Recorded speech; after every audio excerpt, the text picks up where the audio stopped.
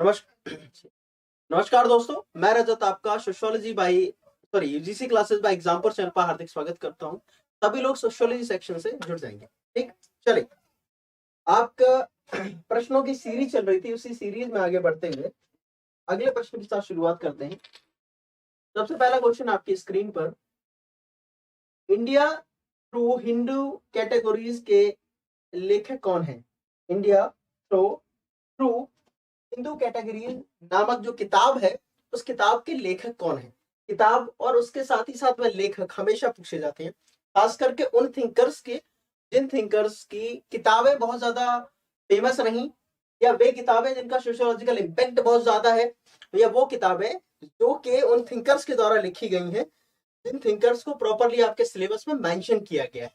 ठीक है, चलिए, उसी क्रम में ऑप्शन दिया है पहला मैकियम मैरिट का, दूसरा ऑप्शन है आपका पीएन प्रभु, तीसरा आपके पास विकल्प है वाई सिंह, एंड चौथा विकल्प है आपके पास में डेविड हार्डमैन। बताइए कौन होगा इसका राइट आंसर? किताब का नाम है इंडिया थ्रू हिंदू कैटेगरीज। चलिए, इसका आंसर करिए।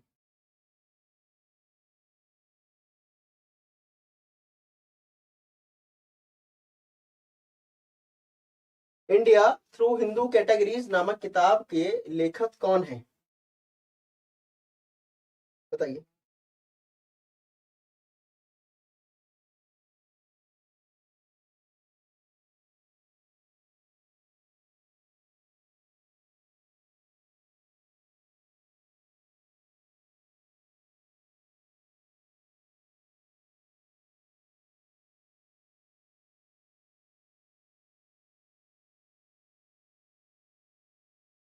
बताइए, इंडिया थ्रू हिंदू कैटेगरीज के लेखक कौन है? आंसर करिए। भाई क्लास में हो गए।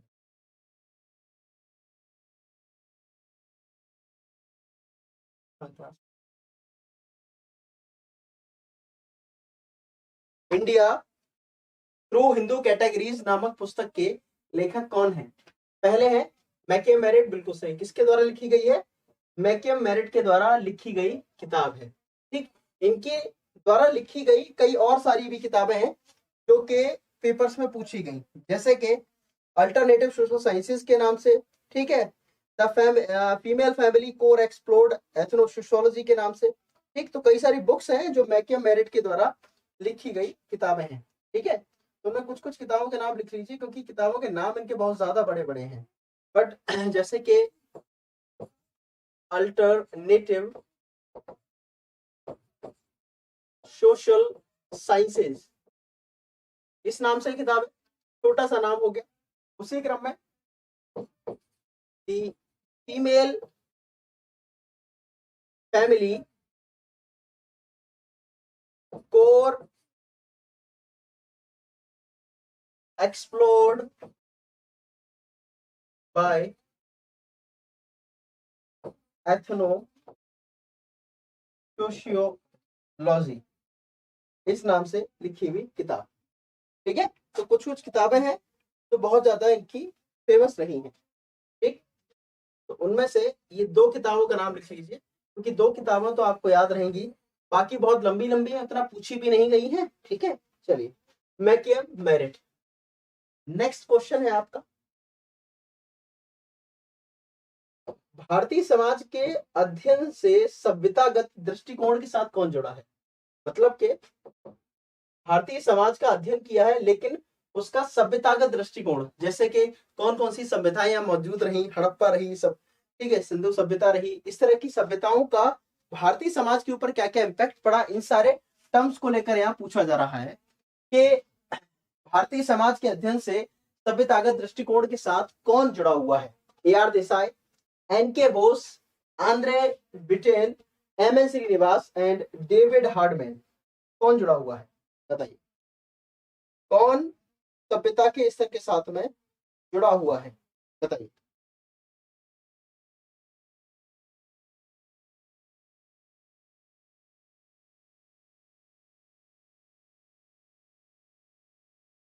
सभ्यता का सिद्धांतों के साथ कौन जुड़ा हुआ है?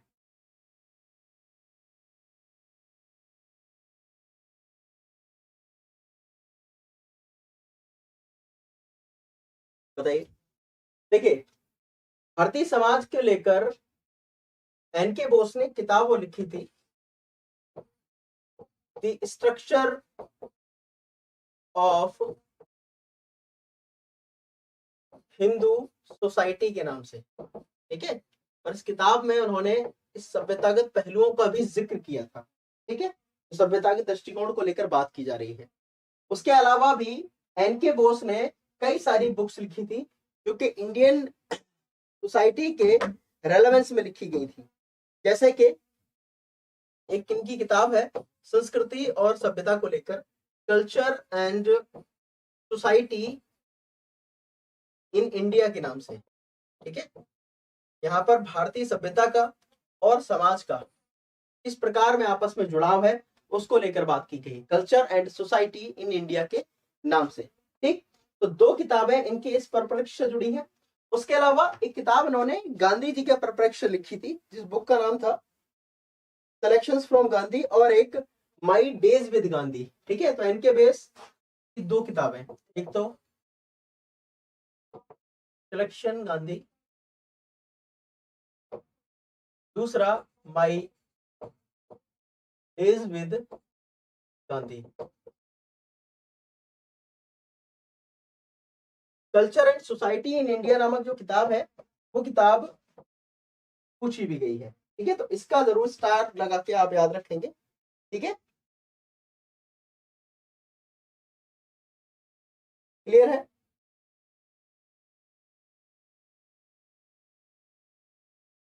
ठीक, चलिए।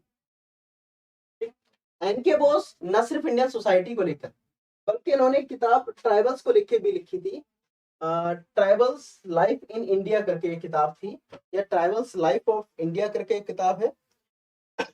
अलग अलग कुछ एक टर्म है उसका, लेट मी जस्ट, हाँ, ट्राइबल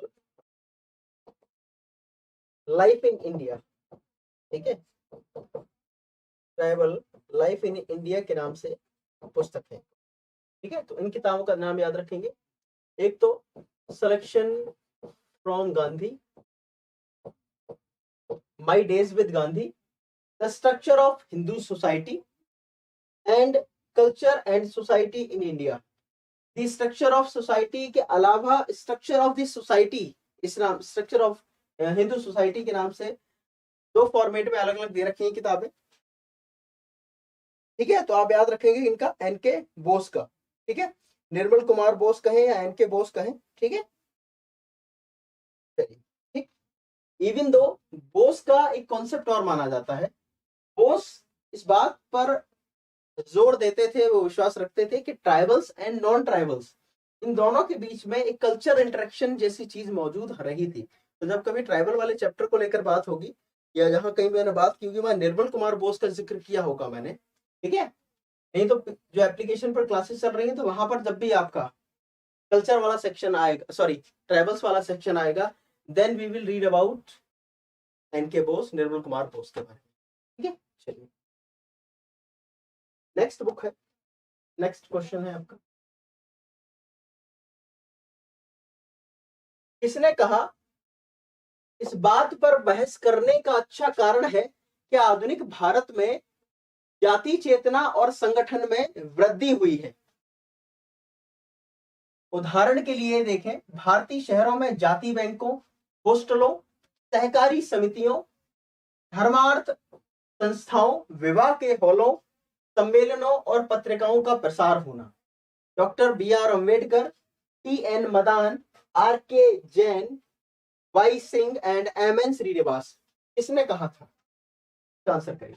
अंबेडकर, मदान, जैन, सिंह एंड श्रीनिवास, किसका स्टेटमेंट है?